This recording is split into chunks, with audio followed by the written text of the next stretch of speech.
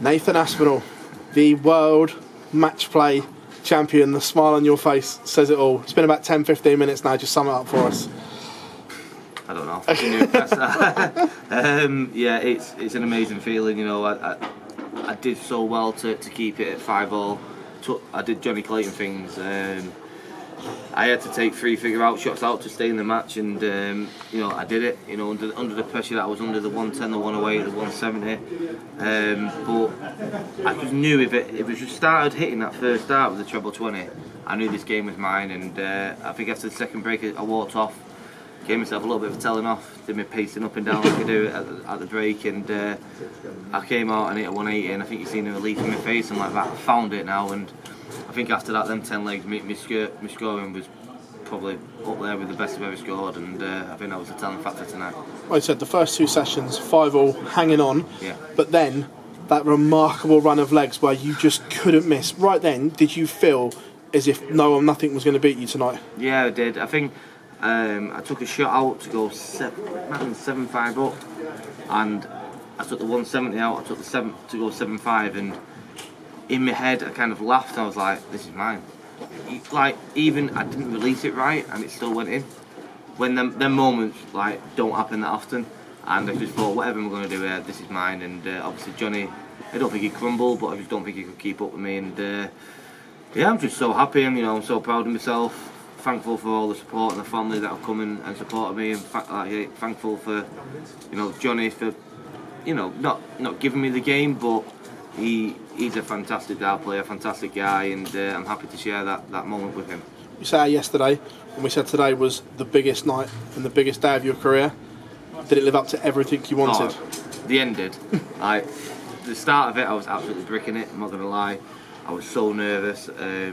All day I've been throwing up. I've been so nervous all day, and I got on there, and I think again that might be why I was so poor first 10 legs. But again, I hit that 180 and that just settled me really like so much. And yeah, at the end to get the kids on stage, that's all they've wanted to do all weekend. Especially Millie, she's only 5. She's like, I want to get on stage and have a picture with you.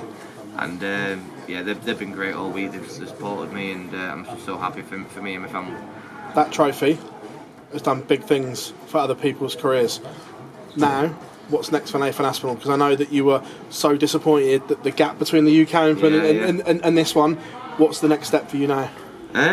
Next step is obviously enjoying myself tonight. You know me, you know I love a party. The kids are here, so it can't be too heavy.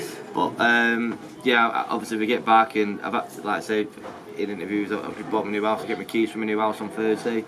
I think that might give me a bit more motivation to win the title because I'm skint. Well, I was. But yeah, get the keys from my house on Thursday, and then New Zealand Saturday. So yeah, I've got a couple of days to try and sink in what's happened. But yeah, these things don't happen that often, and I'm just going to try and enjoy it as much as I can. Nathan, huge congratulations, lad. Mate. Cheers. Nathan. Can you particularly right, by the way? Yeah. Yeah, good lad. Johnny's been so clinical on the doubles throughout the week. Turned it on its head really today. Yeah, and I think you know, I said pre-match, the stats came up, and obviously I was absolutely smashing him on the 180s, but his finishing was 51%. Yeah. And I kept saying to him, like, listen, just none of this tonight, please, mate.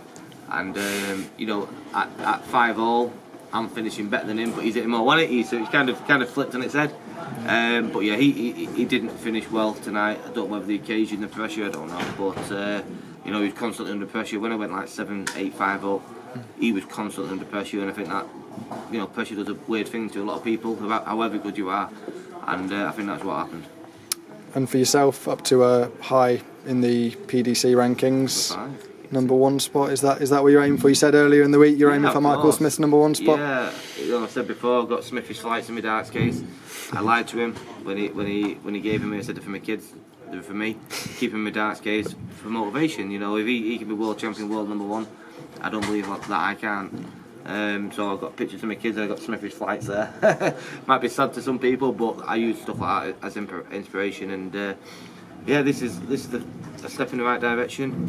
You know, I think he's sat at home happy for me, like I was when he won the Worlds. You know, imagine me and him next year in the World Cup team, because that's something I really want to do. I think it'd be great, and yeah, yeah, steps in the right direction, and roll on New Zealand at weekend. And to come where you've come from the last couple of years, you had your injury troubles and you didn't quite know where your career was going quite at that moment. But to come from there to being match play champion, a real inspirational story. Yeah, it is. I think that's my life, isn't it? Obviously from the start of it, everyone always says about obviously I had nothing, and then I win the UK Open, and obviously I've had my lows this year, last year, and I've won the match play. So I think it shows the grit and the determination and the character that I am as a human being. That I'm never done in any walk of life. I always strive to be the best, whether it's being a father or a partner. She might disagree, but whatever it is, I try to be the best at anything I do, and this week I've been the best. Cheers, Nathan. Congrats. Nathan, how special was it to share that moment with your family at the end? It means everything. They miss a lot of me. Not so much Kirsty. I think she's happy when I bugger off, but the kids I miss so much, and they miss me so much, and it's nice to have them here this week. And yeah, even my miserable 12-year-old had a tear in her eye. So yeah, it means a lot. They're buzzing because I said I'll treat them if I win it. So yeah, they're both happy, and yeah, it's just nice to spend this moment with them. You've spoken about the tough times you've had the last 12-18 months. Have there been times where you've doubted whether the next major was? No, I've never doubted myself. I wouldn't play the game if I doubted myself. I've always believed in my ability. I always knew that this moment would happen. When it would happen, I didn't know. I thought maybe last year I fancied the Grand Slam against Smith. I got absolutely, hanged out. But yeah, obviously this year when I made the final, this can't happen again. I don't want to lose another final. Yeah, okay, great to reach a final, but it's a horrible feeling when you lose on that stage. And I wasn't losing this tonight, and I've not. I guess the only thing that could top this now is to become world champion. That's got to be the main target. Yeah, which is it's an absolutely amazing, fantastic feeling to be in. I've nearly done the pinnacle of the sport that I play in. Like I said, there's only one bigger than this, which is the world, and yeah, I don't know where we're going to put this one, but there's bigger problems to have. So I might make another little hole and get that ready for the world in December.